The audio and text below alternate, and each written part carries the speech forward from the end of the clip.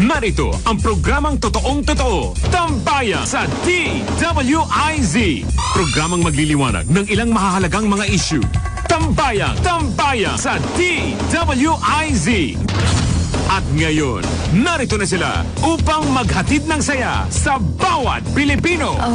Sa programang Tambayan sa DWIZ. Hello. Hello po, alas 12 at 3 ng tanghali, araw ng Huwebes, October 13, 2022. Ito po ang Tambayan at kasama natin si Uncle JP Varela. Si Attorney Osam. Ako. Oh, yun. Magandang tanghali, brother. Bumaba. Meron tayong 10 higher education institutions, no? Uy! Nakapasok sa mga matataas ang ranking sa buong mundo. 10. At ang nanguna ay ang pinakamagaling na Ateneo de Manila. Mabuhay kayo, Ateneo de Manila. A man for others, kuno. Yes. As I stand on the hill. Nasinanda ng University of the Philippines. Ay, congratulations din, UP. At ang kalaya, katarungan ay katipunan. Nanabin nyo? Mabuhay ang katipunan nabin nyo talaga. Dalawa to. Ateneo. Tapos UP. Tapos ito, wala na katipunan nabin nyo. Nasa De La Salle University. Doon ito sa, dito sa Green Hills. Malamang yung sa Taft. Tama ba? Sa Taft. Sabi nyo, na sinunda ng Mapua. Mabuhay kayo mga taga Mapua. Mabuhay ang mga engineer. At ito, Cebu Technological University, CTU. Ngayon ko lang mabuhay ang mga Bisaya, taga Cebu. Mayroon ito. Mindanao State University, Iligan. Oy, MSU, IIT. MSU. Magaling talaga to. Shout out MSU. Tarlac Agricultural University. Dito yung mga maraming research nangyayari malupit yan. Agrikultura. UST. Sumunod. Mabuhay Tarlac, mabuhay UST. Ito hindi ko to kilala. University of Science and Technology of Southern Philippines. Saan to? Parang nandun sa amin yan. USTSP. Yun ang nasa listahan. At malupit. So, congratulations sa lahat ng institutions of higher learning. Lalo na dahil mga Pilipino yung mga institusyon na yan. At dating kalimutan, hindi lang ito nag-excel dahil sa mga estudyante. Ito ay nag-excel dahil sa mga mabubuti at magaling mga profesor na naglaan ng kanilang talino at lakas at buhay sa pagtuturo sa iba.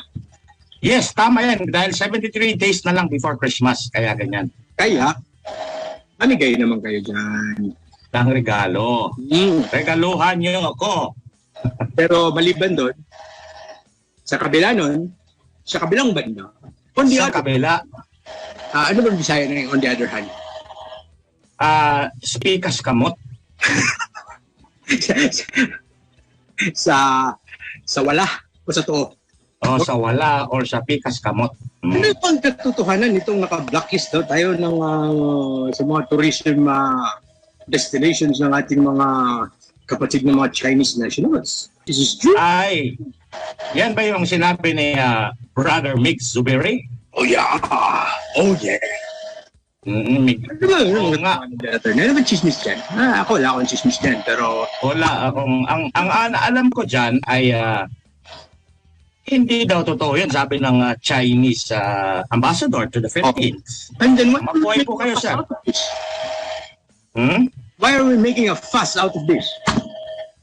Kasi ang fuss out of that is mainly on the understanding that Senator Subiri may have perpetuated fake news, which is not really true. I don't agree with that statement that he intended or even perpetuated fake news. Okay. Bakit? Ang tanong ko dito, does this have anything to do with the Pogo issue?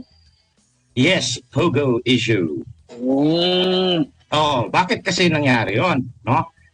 Hindi ko ngayon mas-state verbatim yung sinabi ni Senator Subiri, pero ang background of the matter is this. Meron tayong mga pogo dito sa Pilipinas. And Hindi nila to most of... pinagdudugtong, ha? Ha? Hindi nila to pinagdudugtong. Tinitingnan nila to as a separate stories. Separate stories.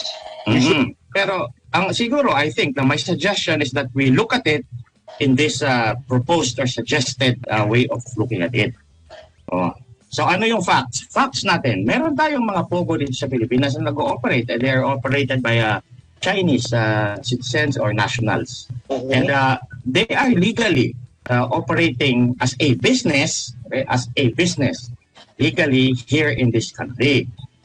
Some of them, however, are operating that same business illegally. Ibig sabihin, hindi yan siya na rehistro sa gobyerno, sa ating regulatory agency, at nag-ooperate na lang yan sila dyan. At meron pa, pangatlo, may mga tao na involved, whether or not legally operating yung mga pogo na yan na they're involved in, are here illegally as well. Okay. How is that illegal entry done? Okay? In relation to tourism. Magandang tanong. Kasi, and then finally, meron pa isa last na fact is that some people may have run into trouble because of their dealings with a pogo, regardless of whether or not those pogos are here operating legally or illegally. Ibig sabihin, yung may mga tao, Indic, Chino o Pilipino o kung ano mga nationality yan, run into trouble with the law and with each other and in relation to the pogos because of certain things like may utang sila, ganito ganyan, and then it gets complicated if they are here illegally, meaning illegal immigrant sila or entrant sila dito sa Pilipinas. At lalo ng komplikado kung ang pogo na involved sa kanilang trouble ay illegal din na nag-ooperate. So napaka complicated. And then finally, China, okay, as the state and a government and a sovereign nation, explicitly illegalizes gambling, which is the business of pogo. correct. So, if you are a Chinese national and you want to migrate to the Philippines, either temporarily or not for good, no?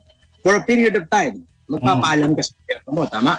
Yes. At sa iyong pagpapaalam, mukhang malabo na ang ilalagay mo na rason doon na ako ay magtatrabaho sa Pilipinas. Kagaya natin, pupunta tayo sa POEA, di ba? Magpapaalam tayo, magsasabi tayo na ako ay lalabas ng ating bansa, magtatrabaho ako sa Riyadh, ang trabaho ko ay ganito. Tama? Tama po. So kung ikaw naman ay Chinese national, magpapaalam ka sa iyong bansa, ewan ko kung ano opisina yon, magpapaalam ka na, I will be the gambling manager in the Philippines for the pogo operation there of this and this company. Kasi bawal yun sa kanilang bansa. Bumalabs na mapapapayag pero nun. So, malamang sa hindi. Okay? This is not based on facts, but this is just kumbaga, kuro-kuro. Logical hypothesis. Logical hypothesis. Lalabas ka ng iyong bansa saying that you will be engaged in tourism. I will tour the Philippines. Yes. And I will not come back for many months. Kasi yung pala nakapaw ka na dito. May or may not have any intention of ever coming back home. Okay. Now, relate natin sa mga nating kwento, ha? You leave your country as a tourist, and then you enter an airport, and you put some money, wrap it in bond paper, and call it pastillas. Yes. Very and then you beautiful. come, and then you now get, ano bang tawag doon, a conversion of your papers from tourist to work visa. Actually. Di ba? Nawala nang alam ang Chinese government doon. Agad-agad. Walang alam agad-agad. Agad-agad. And then, evidently, ayon sa mga alam na nating dati pong mga balita, They do not just come here randomly and then kakatok sila sa isang pogo operator. Okay, work here. Hindi ako Diba? ganyan. Hindi ganon. Pre-arrange. Meron ng usap. Pre-arrange. May arrangement yan bago pala umalis ng China. Aha. Ibig sabihin, meron floor manager. Floor manager. Diba? Oo. At kung yung floor manager na yan ay nag-arrange ng mga ganitong klaseng employment, diyan nangyayari yung mga may utang ka kasi i-arrange nila yung mga gastusin sa mga ganito ganyan. And in the process of all of this, naririnig natin yung kanilang mga issue ng hindi ka nakabayad ng utang, kikidnapin ka. Narinig na natin yung mga balita na yan. All of those things that are being investigated nila na para bang hindi nila alam kung ano yung nangyayari. Nila Sherwin Gatchel yan. Okay, anyway. So, by calling out the Chinese embassy why not or whether or not we are blacklisted. No? What is the intention? What is the apparent intention of Paring Migs? Ang tingin ko, ako, this is my interpretation of what he said. I do not claim to ever know what his state of mind is when he said it. Basta ang masasabi ko is, I think the intention is to convince the Congress, I think, and the executive na i-disallow na yung operation ng mga pogo dito sa Pilipinas because it is wrought with so many problems. Kaya hindi lang iisang problema ng legal, kundi marami, and some of those problems may involve national security, personal safety of not only Filipinos but also foreign nationals like Chinese and other residing here. Kasi nagiging responsibility pa rin natin yan sila, di ba? Yes. Yes. Oo. Kasi kung ano man nangyayari sa kanila dito, sagutin ng Pilipinas yan. Di ba? Sabihin mo na lang may mga krimeng nangyayari kahit na illegal pa yung kanilang presence dito, sagutin pa rin ng Pilipinas yan sa kanilang bansa. Tama. So, kumbaga, are these concerns and based on yung mga nangyari na ng mga level of incidents na hindi ka nais-nais, are these, if you weigh that, vis-a-vis the income that the benefits of having them here, which do you think outweighs is it the problems or the benefits? Yun ang ibig itulak ni Senator sa tingin ko ang itulak ni Senator Mig Zubiri na issue na isipin nyo. Here is one fact and another fact. At timbangin natin kung tuloy pa ba natin to hindi kasi that is our responsibility when we are the makers of laws in this country. Then we have to think of these things because it is upon our wisdom yan. It is upon our wisdom meaning the Congress and the Senate, the legislature. It is on their wisdom that they decide whether or not to continue or discontinue pogo operations in this country. Yan yun. Okay. Ngayon, nasingit doon yung just to, I suspect, just to drive home a more persuasive proposition na huwag na nating ituloy itong pogo. Sinabi niya na blacklist nga siguro tayo sa China o paano niya sinabi? Blacklisted tayo sa China like a statement of fact or di ba parang blacklisted na tayo doon dahil sa nag-ooperate tayo ng business that caters to the whims and the wants of people who are in mainland and in Hong Kong, China, to engage in illegal stuff, something that is illegal in China. So parang tipong kaya lang may pogo dito dahil para makapagsugal pa rin ang mga tao doon sa China na hindi illegal, hindi sila makukulong. So parang namang tama rin naman na parang tinutulungan natin yung mga otherwise violators of law. In China, tinutulungan natin sila mag-violate ng law na huli ka pero walang But kulong. what if we are actually helping the Chinese society by providing them a way out of the very restrictive laws, so much so that we know for a fact that the Chinese government knows about the existence of these POGO operators in the Philippines. We know for a fact that Xi Jinping visited us here during the time of Duterte, and he knows that it exists. And we know, not for a fact, okay? We know, We not suspect. for a fact, okay? Not for a fact. But he just didn't, he just batted an eyelash over all of these things. So, without having said, stop it, or we don't approve of this, it's a tacit approval of this whole thing. Because in a society na napaka-restrictive, kailangan mo siyang gawan ng, kumbaga, singawan ng kanyang init. Otherwise, sasabog yan. No? Yes. And since they cannot decriminalize the crimes that they consider contrary to the, counter to the revolution. To the fabric of the revolution. Counter-revolutionary.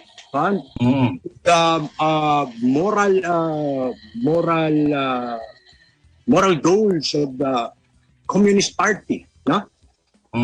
Pero alam naman nila na kapag i-restrict mo talaga yan, Magkakaroon ng revolusyon. sabog yung society mo.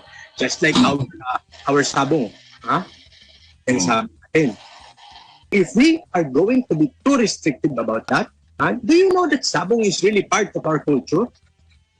Oh, this tabong, I think, is the relationship of the people to the cock. To the cock. In fact, if you review history, merong isang travelogue in 1897, 1897, panahon ng mga Espanyol.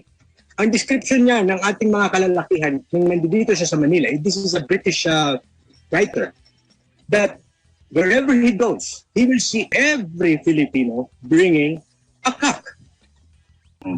Talking to the chicken, to the rooster, petting the rooster sa mga daan. At pag naglalakad-lakad yung mga lalaki doon na Pilipino, may bitbit na mga manok. At kung may nakausap siya, minsan nagkakaintindihan sila, magpapasabong silang dalawa doon sa tabi ng ano. So that is part of our culture. And even the Spanish did not stop that. In fact, they were the ones who institutionalized the cockfighting pits. Regulation. Regulated. The recreation and regulated. And allegedly, they made a lot of money from the shares in the winnings of for the operation of the cockfighting cockfighting pit, no? Ano nga ba tawag nila dyan ngayon? Sports stadium. Minsan magtataka ka, papunta ka sa mga probinsya, sports stadium.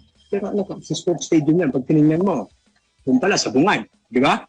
Mas sports pa rin kasi siguro yun ng mga hayop. Pero meron akong dagdag doon sa sinasabi mo that it's cultural. Ito naman sa akin, it is a persuasion on myself na I think that this is not only cultural, that this is evolutionary sa atin sa Pilipinas. Bakit? Kasi there is some kind of evidence to show that all the chickens alive in the entire world right now came from the Philippines. Ooh. Yes. We are the origin of the currently existing chicken. Really? Yes. Kasi mahal natin daw talaga yung mga manok. Sabi nga niya if in our, sa kanilang Western culture daw, there is a relationship between man and dogs as pets. In the Philippines, he was surprised. The relationship between men, mga kalalakihan, and their chicken was even closer to than their relationship with their wives. Yes. So malalim po mga kaibigan kung susundin natin yung study on archaeology and the genome of certain animals. Kasi merong ginawa niyan, scientific study yan. And they have come to the semi-solid conclusion that all the chickens alive right now somehow is sourced in the Philippines. Oh, kasi nga, nag-originate ang manok. yung stock ng manok. Kasi baka nga, tayo yung nagkaroon ng mas advanced na breeding technology on chicken when the Spanish were here, no? Kasi inaalagaan talaga siya natin. So yun yung nag-survive. Survival of the fittest. Oo. Yeah. Kasi nga, meron tayong tradisyon na, I do not know if we share this tradition with our cousins in Malaysia, Indonesia. I do not know. Pero this is certainly also an activity, cultural activity in the South Americas. Yeah, and if you look at Visayas, Mindanao, meron tayong tinatawag dyan na kind of art which is called Sarimanok. Tama? It is also a myth, a mythology. It's powerful animal. At the heart of that architectural is the chicken. No? Sarimanok. Yeah. Yung pag tinitingnan mo yung mga shapes ng yung mga ginagamit ng forma dito sa may ulo ng mga bubong, di ba? And yung shapes ng mga carvings na para mga feathers, di ba? So it's really based on that relationship between man and chicken, and of course with it sabong. Yes. And itong itong kultura ng pagsusugal, this is not something na masasabi nating modern o di kaya aberration of the human society. Tama? Yes. Even in the Bible, nandiyan na yung pagsusugal eh. Yes. Tama? Nandiyan na rin yan. Oo. So, kumbaga, it has always been with us. Now, if you are a society that restricts it totally, and you do not have any outlet, and you have a billion people in your population, imagine all of those repressed need. Sabihin natin need, or want. Di ba? Mapa-need man yan o mapa-want. Yes. If it reaches a critical level, kailangan mo na bigyan niya ng singawan. And I think that is what we offer formally or informally the Chinese society by operating this program. Now, ask me, I do not really approve of it. Diba? Ako, but it doesn't matter what I think of. No, it matters, but it cannot affect the policy. Yes. Ang importante, maintindihan ng ating mga kaibigan na nandiyan sa mga bahay-bahay kung ano itong issue yung kinakaharap nila sa Senado. Kasi yan talaga yung issue na wala tayong kinalaman bilang individual. Pero apektado tayo, paano? Ayun, malamang, sabi nila, marami daw kinikita ang gobyerno dyan. Malamang dahil sa serbisyo ng gobyerno na napapakinabangan natin. At saka yung sa regulatory, yung mga fees, yung mga ganyan-ganyan, malaking pera din ako. And then the taxes. The taxes. Sa taxes. And okay, some people also benefit from this by providing allied services. Contracted services like food, lodging, transportation, banking. Yung mga meron din tayong mga kaibigan, mga kababayan na kumikita o nagkakaroon ng hanap buhay dahil sa operasyon ng program na yan. So it's not just about the ephemeral, the social, alam mo yun, yung mga lutang ng mga konsepto. Hindi. Meron po itong direktang epekto sa ilang mga kababayan natin na kumikita din kahit paano sa operasyon na ito, maliban sa gobyerno. Kami ni Atty. Amet, wala kami kumikita. Ako, hindi nga ako mahilig magsugal pag halimbawa, binigyan akong pera, pinapunta ako sa casino, hindi ko alam na gagawin ko. Okay. So, ibinibigay ko na lang sa iba yung mga chips ko. Say, I don't know what to do. Although I dare talk about sabong being part of our culture, I must also, dahil nag-declare ka na rin na hindi mo alam kung paano magsugal, I must also declare that I have never seen a cockfight before. Hindi pa ako nakapunta ng sabong. Never pa ako nakapasok ng sabong na may nangyayari yung sabong. Ako rin. In my I can say that. But I am not Pero nakapasok. I'm not a stranger to actually see two chickens fight each other kasi yung tatay ko may mga manok din noon. So parang ang tawag dyan to. Parang pinapractice namin, ginahawakan sa buntot, ganyan. But I haven't really seen not once in my life yung actual cockfight na may blade, yung tare. May mga namatay na manok. Ano? Kung nasasaktan, hindi pa ako nakapanood ng ganyan. So hindi ko rin pinopromote yan. Pero hindi ko pa siya napapanood at wala akong balak manood at my age na. No? So hindi kami nito namin nagsusugal sa sabong. Okay? Pero ang sinasabi namin, we must accept that it's part of our culture. Okay? At mga tao na nalululong dyan, okay, malamang hindi yan sila nalulung. Baka sila ay tunay na Pilipino lang. Nanaig lang yung kanilang parang Pinoy. Diba? Oo. Wag natin silang musigahan. Basta, ang dyan is, it's not the fault of the Pogo or the operation of whether or not Chinese or Filipinos ang nag-operate dyan. Ang pagkakalulong sa sugal. Because that is an entirely different issue that is separate from the existence of Pogos in this country. Okay, at ang oras natin ay 12:29. Palabas ng patalastas Sila mga friends. Kumikita sa Pogo, kami hindi, pero si Kuya Win kailangan magpapatugtog ng ating mga patalastas. Muli nating balikan Tambayan sa DWIZ. Ang pagbabalik ng Tambayan, kasama si Uncle JP at si Attorney A. Awesome Ahmed Pagdinawan. Okay. Ayan, talking about sabong. Talking about China. China. Chinese. Okay. Itong, alam mo ba yung Nanjing? Sino nakakilala siya ng Nanjing? Nanjing, the massacre of Nanjing, or the rape of Nanjing? Nanjing. Lungene. Okay, ito mga rapid test natin. Okay? Kaya naalala mo, bago po matapos itong termino ni Pangulong Duterte noon, tayo ay masugid na nag-lobby or alam mo yun, nagpayag ng saloobin na itong mga test kit should be made available for individuals. And I think the DOH was able to, was commanded to come up with the protocols or the necessary rules to make this possible. Tama po ba? And tanong ko lang ngayon, paano nga ba kami makakakuha?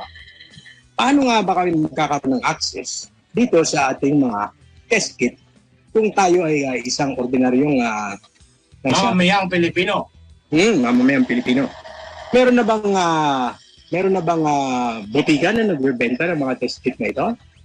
Rapid hindi sinasabi, no? Hindi natin. Kasi unlike in the US, no, where you can go to a drugstore and then purchase these test kits. In fact, part ng kanilang benefits sa kanilang insurance, no, that you are allowed to get a certain number of test kits per month for your family for free from drugstores, no? And in other countries also, you can buy it easily. Nasaan na ba tayo sa thrust na yan, sa direction na yan, to make it available for people so that we can easily test ourselves? I have no idea. If we are infected or not infected with COVID-19. Kasi tingnan yung ating background ngayon na attorney. Ako ay nanghiram sa'yo ng isang test ng isang beses. Di ba? Kasi yun nga, pag may duda, diba? You have to try. You have to test yourself, diba? And okay, dahil nag-positive yung aking isang anak, no? So I had to wait 4 days. I tested. And now, nagkakagulo kami dito. Dahil iba yung itsura ng yung test kit na binigay sa akin. Isa sa aming nakakasanayan. Merong isang guhit na itim, hindi namin alam kung saan ang galing. Sir, isa ba o dalawa talaga yung lumabas? Hindi namin alam yun. Apparently, Oo. pagka may itim doon sa C, yung letter C, or wala, Oh. ang ano kasi yung itim doon sa letter C, control, ay yun yung lalabas talaga yan siya, whether or not, well, regardless of, I think dito sa literature, regardless of tawag dito, before or after the introduction of the specimen or yung laway o yung swab or whatever, nandyan na yan o wala pa, basta pagka lumabas yan na after the introduction of the Dalawa na sila. Lumabas yan at saka yung isa pa, yung sa test line, positive yan. Yun nga yung ating pagkakaintindi rin, but we want to, alam mo yun, we want to also entertain the possibility na hindi totoo. Gano'n naman yung ating normal na reaction bilang tao, di ba? Ayaw nating i-accept na tayo ay but, parang quality control issue yan na sinasabi mo na nandyan na yung parang pre-lined na siya. Yeah, but the point there is that kami na mga nagdududa kung kami ay infected o hindi, saan kaya kami makakabili ng mga test kit? Or meron bang parang sa Grab na pwede magpa-deliver ng test kit?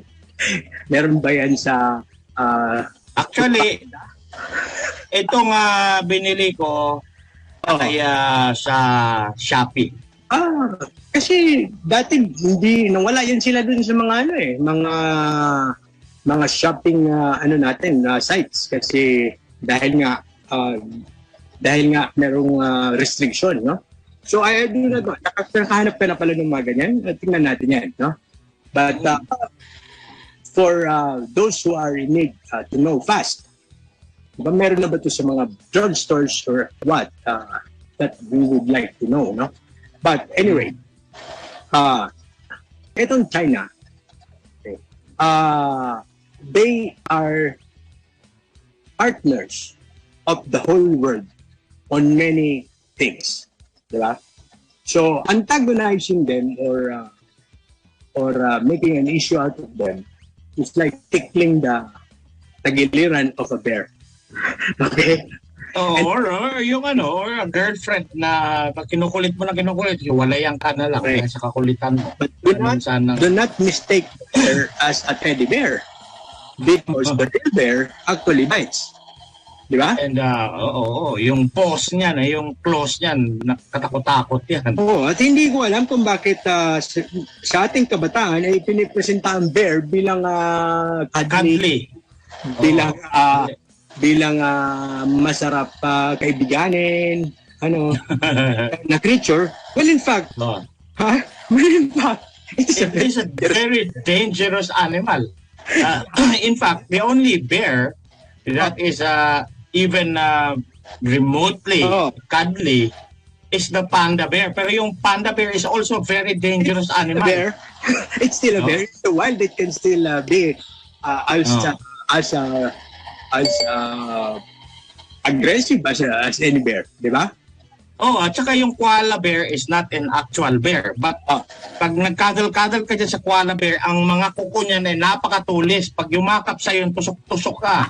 Kaya no animal that is even called rightly or wrongly a bear is a cuddly animal. That is a very wrong conception of this kinds of animals. Correct. Why am I bringing this up? No, because the policy of befriending the bear, which was taken by our former president, was exactly opposite, or hindi naman exactly opposite, but remarkably different from the previous one na naging antagonistic tayo dun sa bear. Well, yung previous one kasi masama yung entrada niya sa bear kasi na-massacre yung mga miyembro ng teddy bear dito So parang medyo may masama siyang experience. Correct. So, ang tanong na mahalaga sa ating mga kaibigan na nakikinig na bystanders lang sa lahat ng ito, pero tayong lahat are potentially affected. No? Ano ba ang pinupunteriya ng ginagawa ng ating Senado ngayon? Are we just tickling the bear? Or are we actually throwing stones at the bear? Parang kasi there is an active campaign by countries like America and certain elitist governments in Europe na meron sila active campaign to not only vilify and portray in a really sinister color the likes of countries ng Russia at China. Okay. And that has nothing to do with the Pogo or whatever, but still corely related to the Cold War. Yung away-away nila during the political era called the Cold War na takutan sila, ganyan-ganyan. Okay. Na wala masyadong relasyon sa atin kasi hindi naman tayo superpower na may nuclear weapons sa ganyan. Na may political clamor dyan sa region kung saan tayo. Ang liit natin. Hindi naman tayo maliit pala, pero hindi naman tayo ganun ka-powerful in terms of military and political might. Huwag natin kalimutan ang kasaysayan. Okay? Si dating Pangulong Ferdinand Marcos Sr. was a player in that political move by the West, no, to minimize the threat, the communist threat, quote unquote, no, by pitching Russia and China against each other. Okay? One of the reasons why hindi na yumabong ang communist movement sa buong mundo is because in the 70s, okay, the two biggest in terms of land mass and population communist countries in the world who used to be direct allies ended up becoming antagonistic to one another. Why? Because of distinctions in their ideology. So much so, na kung titingnan mo talaga, anong pinagkaiba ni Laba at saka ni Joma Sison? Okay? Si Joma Sison is a Maoist and the others are Leninist. Okay, narinig niyo yung Leninist na grupo at saka Maoist na grupo. And ang part ng ating dating Pangulong Marcos at the time was to embrace the Maoist faction. Okay? And we became friends with China starting in 1974, I think, no? So we were friends with Mao himself. Yes, precisely. But prior to that, the actions of our government was to befriend Russia. Okay? Yes. Okay, but somehow we were commanded, quote-unquote, na okay, dito kayo sa kabila para ma-divide yung kanilang grupo. So China was on our side, and then I think Europe also befriended Russia on their end. Okay? Now, as a result, okay, China starting with Asia, Europe, and Russia, lalo silang nagkahiwalay kasi nawalan sila ng trade with each other. Okay? But now, the forces are slowly shifting back to their union. And that is, I think, the bigger, the greater issue. No? Kasi itong pagkakaibigan ni Ginoong Putin at saka ni Ginoong Xi, yun yung mas malaking issue dito. Kasi pag nagkatugma ulit itong dalawang higanteng ito laban sa kahit sino pa dyan sa buong mundo, are very, very dangerous threat to anyone or to anything that claims to be at the helm of world politics now. Diba? Yes. Siguro ang ano dyan originally, kaya parang pinag-away yung Russia at saka China and pinapili or parang distribute yung mga smaller countries on which side they want to go or they have to go. Para ma-isolate ma-isolate sila. Kasi at that time, ang Russia yung bigger problem. China was still struggling. But it was still a communist country. And but probably a weak communist country kasi pasimula pa lang. Pero ang Russia noon, ang USSR pala, not Russia, USSR ay malaki na. So that was the bigger threat. So ayan, halos hinati yung mga spheres na kung sino ang merong dealings with China and Russia, pinaghati sila para mas madaling i-deal with yung Russia. Okay? Pero ngayon, ang laki na ng China. Ang Russia nga maliit na parang pansit na lang siya sa China ngayon Yeah. So ngayon mukhang China na naman ang main focus of the political rhetoric. Yep. So ang China, ang Russia which is at the moment saddled with a problem in Ukraine, parang sige, set aside muna natin China muna problemahin natin. So pag-aawahin na naman natin tong mga maliliit na bansa kung saan sila sasali, sa Europe and America ba o sa China. correct. Para malinaw yung delineating demarcation line kung sino ang merong sympathies dyan. Yeah. And okay, kumbaga, huwag nating kalimutan na kahit na para bang nakafocus sa mga issue na pinagtatatalakay sa ating Senado, sa ating gobyerno, laging may side issue yan na mas malaki na hindi pinag-uusapan. Okay? At hindi yan, we do not just take it as we see it. It's not just like what you see is what you get. Diba? Merong mas malalim na issue yan. So, yung sinasabi natin na talakayan ngayon about the Pogo, about this tourism, we're picking a fight. I just hope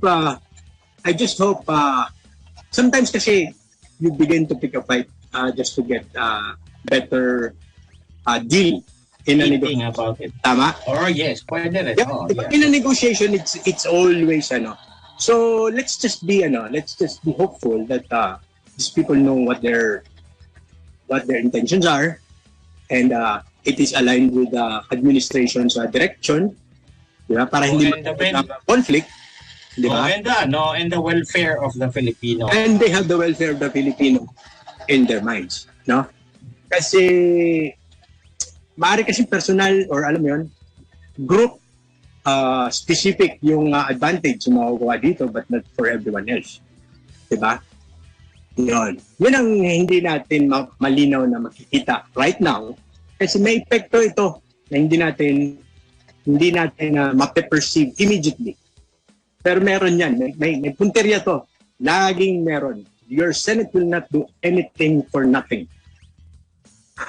Yeah, because collectively they are not really such an idiotic institution. Yeah. Maybe individually some of them are, but as an institution, they are a creature of law, and a creature of law can never be wrong. Yes. Because law is always right.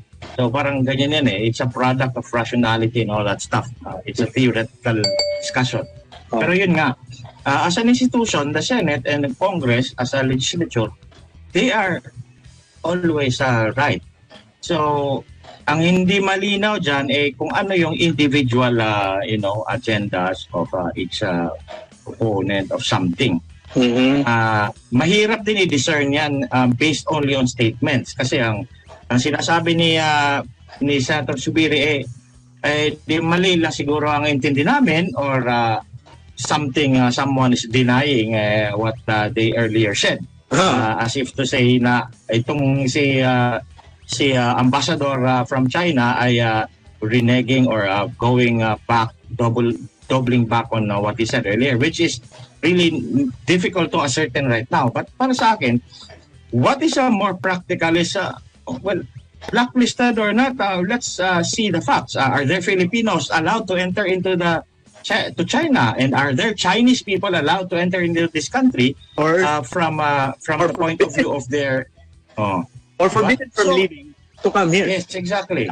So parang wala naman yatang ganon. There is no data to state that. So clearly, posible na mas matimbang ang conclusion na hindi yan siguro talaga yan ang policy ng China na bina-blacklist ng Pilipinas.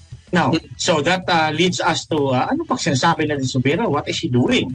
Yeah. Sinasabi na, what are the possibilities? Possibilities that it's human error and it's acceptable. Yeah. Diba? Because this is a human being. This is not an institution of law. Yeah, this because is a human being. alam mo yung travel blacklist, yung travel advisories ng ibang mga bansa, okay, it only becomes real and effective when it is published. Di ba? Oh, and not only that, but yung seryoso ang basehan, like there's a war there, or there's a disease spreading there fast, yun lang yung usually magiging basis for this travel advisory and not even a complete ban. Yung complete ban really just on the welfare individual nationality persons of different nationalities na papunta doon dahil mamamatay ka doon, may gera doon. Yeah, and establishing that there is such a ban or a blacklist is as easy as finding out whether it was published, di ba? So hindi na kailangan magkaroon ng hearing, ng di ba? To find out whether there was such a ban. It's as easy as checking the website of the Chinese foreign affairs, di ba? Oh, well, the ambassador who is presumed to be regularly doing his job and of not lying to people is probably going to be a prima facie information on whether or not there is such a policy. Yes. Kasi ito, ambassador, ito magsisinungaling sa inyo yan, dyan nagtatrabaho yan sa Pilipinas. Yeah. And then you will accuse him of lying and going back, doubling back on his statement. When he says there is no policy like that, then it's really like incumbent on us to believe it. Yeah, unless we have proof otherwise, no? Like, hindi, published it. Hindi, you banned 1,000 people from leaving last month, di ba? No, but in the absence of all of those data, and we do not know if he has those data, okay? Unless those data are presented, the question remains, what the hell are we doing? Yun nga, clearly, dalawang bagay ang namamadol dito sa nangyayari. Ang una, ano ba talaga ang gusto natin? Gusto natin pogo o hindi? So, wisdom of the legislature yan. Pangalawa, dun sa ano ba talaga sinasabi ni Subiri at anong bagdahilan niya dyan? Can be attributed to, well, sabihin natin na sinabi niya yan and then he committed a mistake. Para sa akin, it's fair to say and it's even more rational to say na baka nga nagkamali siya doon. Or the alternative is that kahit na sa tingin niya totoo talaga yung nangyayari, pero and it turns out na mali talaga siya, pero his intention was for the welfare of the people of the Philippines pa rin. Bakit? Okay. Kasi nga, mga Pilipino ang involved pa rin dyan sa kung halimbawa may kinidnap na mga Chinese dyan at ang mga Pilipino ang inaaksang nangidnap, magiging international crisis yan. And then merong mga corruption like pastillas and all that stuff. Yes. It's not only an internal problem of this country but also the friendship of these two countries. So at the core of what Zubiri was saying and doing is this goodness na huwag natin kagad-agad sabihin na nagtatago naman to kung ano-anong interest niya yung iniisip because we have no proof of that. And it is very persuasive to think that maybe he was just really thinking about our welfare and therefore he said that. But if it's a mistake, then it is a mistake. Okay. However, before we finish the program and we only have 3 minutes, I just remember and maybe may tuwang itong ganitong pag-iisip para sa ating lesson for the day. Panahon ni Duterte, lagi niya sinasabi that the president is the chief architect of foreign policy in this country. Now it seems that the Senate is dictating foreign policy. Well, it's one of the members, siguro, if it is to be seen like that, is doing that. But it's not the Senate. So the question is, what is the president's position on all of these issues? About Pogo, about China, and about all of this stuff? And that is, I think, what matters. No? Kasi the Senate can say anything and do anything, antagonize one or ano, but still, at the end of the day, it's the president who is the chief architect by law. Foreign policy in this country. Not only that. It is by customary international law. This is understood, even if it was not written in any treaty or whatever, that the president is the only person that comes from a country who has the personality to be talking and dealing in stuff that are international in nature. Walang personality ang Senado, walang personality ang Kongreso sa international relations. Okay? The Senate of the Philippines does not exist, okay, in international relations. It is the president, and the president alone who has this personality in international relations. Their role is only to ratify whatever, ratify or not ratify whatever agreements the president makes.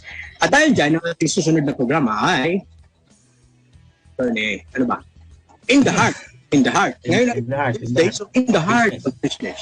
Sinong kasama na? Si Miss Maro. Miss Maro, Bahati Sarne, at si Lito Gagni. Yan! So, magbabalikan Tambayan bukas with Attorney Rick and kami ni Ahmed on Monday. Sa Lunes, maraming salamat at magandang taon. Palumala, si JP.